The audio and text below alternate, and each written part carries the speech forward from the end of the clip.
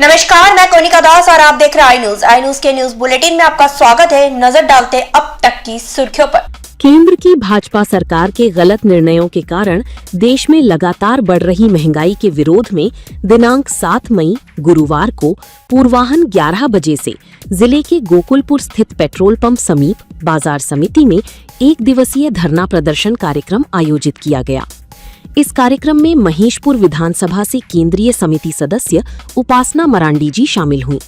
कार्यक्रम में महेशपुर विधानसभा के दोनों प्रखंड अध्यक्ष श्री मोतीलाल हांसदा जी एवं श्री अब्दुल वदूद जी ने प्रथम वक्ता के रूप में अपने विचार रखते हुए बढ़ती महंगाई एवं आम जनता की समस्याओं को लेकर अपनी बात रखी। साथ ही हमारे विधानसभा क्षेत्र के मईनुद्दीन अंसारी, कालीदास मरांडी, मैनेजर हेमब्रम, अशोक भगत, मोइन आलम, मोहनलाल टुडू, पिंकू शीख, इनामुल हक, गोलक सिंह एवं तमाम पदाधिकारी और कार्यकर्ता उपस्थित होकर कार्यक्रम को सफल बनाने में अपनी महत्वपूर्ण भूमिका निभाई। सभी को मेरी तरफ से झारखंडी जोहार, प्रणाम, आदाब। तो मुझे इजाजत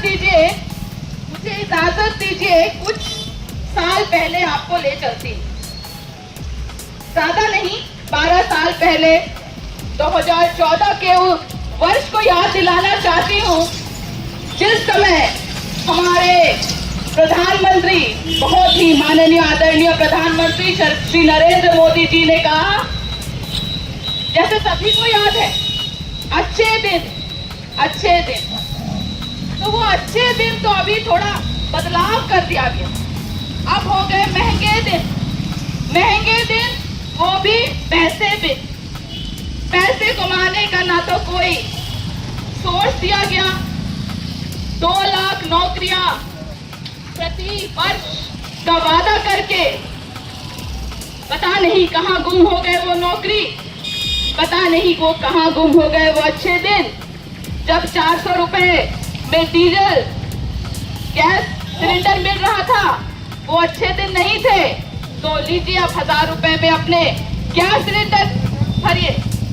फिर उसके बाद उन्होंने बोला कि हमारी महिलाओं को, माताओं बहनों को चूल्हे चौके में खाना बनाने से हमारे स्वास्थ्य को बहुत हानिकारक है। बात भी सही है।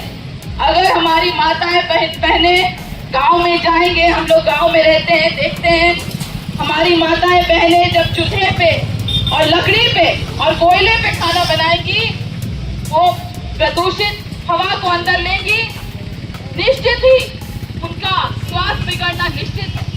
तो हमारे माननीय प्रधानमंत्री ने उसके बारे में भी सोचा, बोला पीएम उज्ज्वला योजना लाएंगे, 10 करोड़ गैस कनेक्शन देंगे। बहुत अच्छी बात, बहुत ही सराहनीय काम किया। 10 करोड़ एलपीजी सिलेंडर बांटा। महंगाई के कारण और बिना काम के कारण, कोई पैसे की कोई आमदनी नहीं होने के कारण सिर्फ 90 लाख वो सिलेंडर वापस से रिफिल हुए। 90 लाख रिफिल नहीं हुए, सिर्फ 10 लाख रिफिल हुए। उसके बाद सारे सिलेंडर बर्बाद। उसके बाद ये तो कम नहीं था, बेरोजगारी इतनी बढ़ती जा रही थी। 2018 में हमें बताया गया कि पकौड़े बनाओ, ये भी स्वरोजगार है। सही बात है, ये भी स्वरोजगार है पकौड़े बनाना। लेकिन क्या आप भूल गए? आपने ही बोला पकौड़े बनाओ और ठेलों में बेचो। अब हम लोग के ठेले वालों का भी सिलेंडर का दाम 231 रुपया बढ़ा दिए। कहाँ से वो पकौड़े बेचेगा, समोसे बेचेगा? मोदी जी जवाब दे दीजिए। हमारे मजदूर, हमारे जो ठेले खोपचे में समोसे पकौड़े जैसे आपने निर्देश दिया था, वो सब बेचने लगे, तो उनका भी सिलेंडर का दाम आपने बढ़ा दिया। होटल खोला था इधर उधर, कमर्शियल सिलेंडर का दाम बढ़ा दिया 993 रुपए। कहाँ से एक आदमी, एक गरीब आदमी और एक आदमी जिसके पास कोई आमदनी का कोई सोर्स नहीं है, वो कैसे अपना जीवन यापन करे इस अच्छे दिन में? इसका मैं जवाब पूछना चाहती हूँ। आज सारी महिलाओं का तो छोड़िए, जो अभी और त्राहिमाम मचने वाला है, इतने छोटे छोटे सिलेंडर में किसी तरह हमारी माताएं बहनें खाना बनाती थी, अब क्या होगा, सब कुछ राम भरोसे। इसी तरह कई इनकी, अभी तो इनके मन में जोर जरूर था, बहुत बताया गया था कि एक बार सारे चुनाव, राज्य के चुनाव पूर्ण हो जाए, उसके बाद इन्होंने अपना यह रेट बढ़ाने का काम किया। ये सीधा सीधा जनता की आंखों में झूल धोखने का काम है। हमारी भोली भाली जनता को समझना चाहिए, अगर रेट बढ़ना ही था तो सारे राज्यों में चुनाव के पहले ही रेट, जब इन्होंने अपने वादों में, झूठे वादों में हमें फंसा लिया और वोट ले लिया, साम दाम दंड भेंट से, वो अलग बात है, उसमें मैं नहीं जा रही, लेकिन जब चुनाव हो गए तो आपने सीधा सीधी 231 रुपए दाम बढ़ा दिए छोटे गैस सिलेंडर के और 993 रुपए बड़े कमर्शियल गैस सिलेंडर के दाम बढ़ा दिए। तो ये हमारे साथ वादा खिलाफी नहीं तो और क्या है, आज मैं सबको पूछना चाहती हूँ। और जनता ये सब देख रही है, सबका समय आता है, सबका समय आएगा और यह जनता चुप नहीं बैठेगी। और हम आंदोलनकारी पार्टी हैं। हमारे मुख्यमंत्री ने, चाहे हमारे राज्य में जितनी भी, एक तो हमारे करोड़ों करोड़ रुपए सेंटर के पास है, केंद्र सरकार के पास है, फिर भी हमारे मुख्यमंत्री ने वादा खिलाफी नहीं की, हमारे शेर ने वादा खिलाफी नहीं की। आज भी 200 यूनिट बिजली क्या है, बोलिए आप लोग, फ्री में है, ग्रिड बनने जा रहे हैं, कोई भी वादा खिलाफी नहीं की, जो बोला करके दिखाया। ये हमारे शेर हेमंत सोरेन। लेकिन आपके जैसे, जो आपने हर वादों के पीछे आपका झूठ छिपा था, आपका भ्रम फैलाना छिपा था, आपकी वादा खिलाफी छिपी थी, वो आज पूरी जनता देख रही है। जैसे चुनाव के परिणाम आए, सारे रेट्स अभी, और ये तो अभी झांकी है, अभी पता नहीं कौन कौन सी कुनीति इस सरकार की हमें देखनी बाकी है।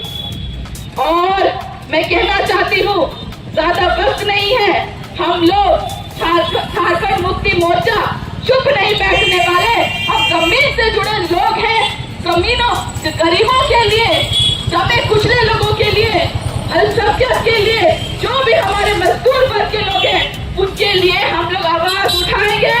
और यह आंदोलन यहाँ नहीं रुकेगी, यह आंदोलन तो शुरुआत है, आगे आगे देखिए क्या होता है।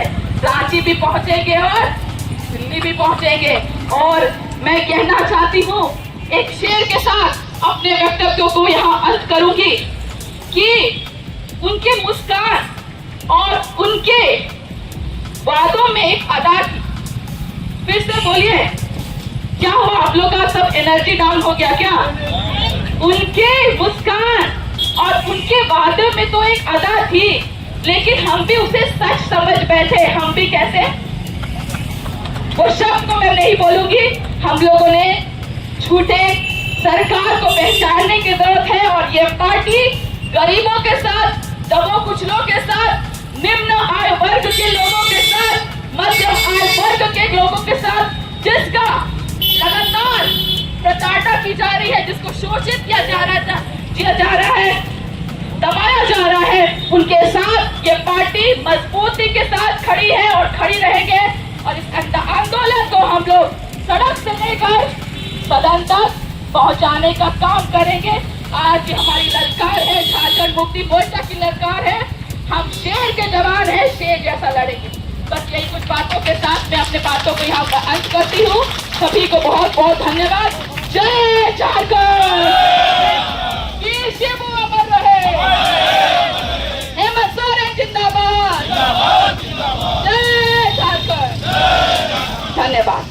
अब तक के लिए बस इतना ही। बने रहिए आई न्यूज़ के साथ, हर खबर पर पहली नजर।